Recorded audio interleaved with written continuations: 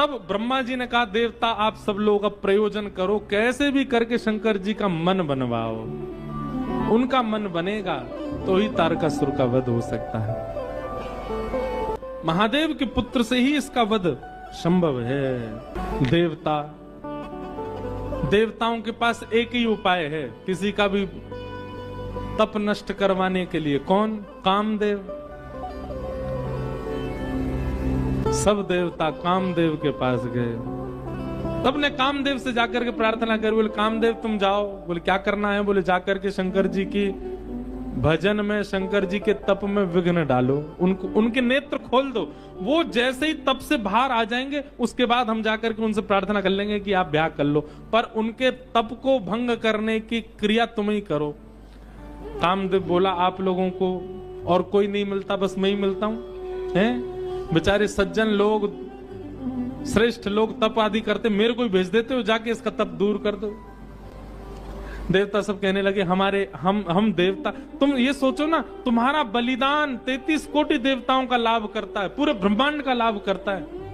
आहा, कामदेव और जगह तो बड़े सूक्ष्म रूप में जाता है, परंतु जब पता चला कि हमारे यजमान ही महादेव हैं तो प्रचंड रूप धारण करके गया।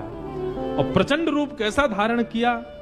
जड़ में भी काम प्रकट हो गया। ऐसा कामदेव ने आकर के आक्रमण किया पृथ्वी पर।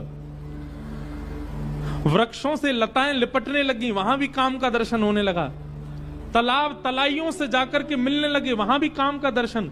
नदियों की गति इतनी तीव्र हो गई, सब जाकर के समुद्र से मिलने लगी। पृथ्वी अपने आप को जगह जगह से उच्छलित करने लगी, उठने लगी, आकाश से मिलने के, सब काम में हो गया।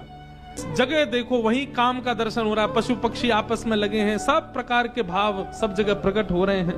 कामदेव जैसे ही हिमालय पर गया, कैलाश पर गया, और कैलाश पर जाकर के जैसे ही उसने शंकर जी का दर्शन किया, शंकर जी को देखते ही काम भी उनके ऊपर मोहित हो गया। ऐसा सुंदर रूप, ऐसा सुंदर वदन, ऐसी सुंदर जटा, ऐसी शीलता, ऐसी सौम्यता, मानो कामदेव भी सामने बैठ गया और शंकर जी का दर्शन करने लगा। उनके रूप को देखकर के कामदेव भी मोहित होने लग गया। देवताओं ने जाकर के चेता, ए कामदेव तू काम करने गया है वहां पर कि तू खुद ही समाधि में बैठने गया है? तब कामदेव ने दूर देखा, एक आम का वृक्ष, उस पर चढ़ गया। पुष्प का बाण जैसे ही महादेव के वक्ष पर मारा, वक्ष पर जाकर के बाण जैसे ही लगा, तीसरा नेत्र खुल गया महादेव का, और तीसरा नेत्र खुलते ही अग्नि प्रज्वलित हो गई, कामदेव जल करके वहीं भस्म हो गया।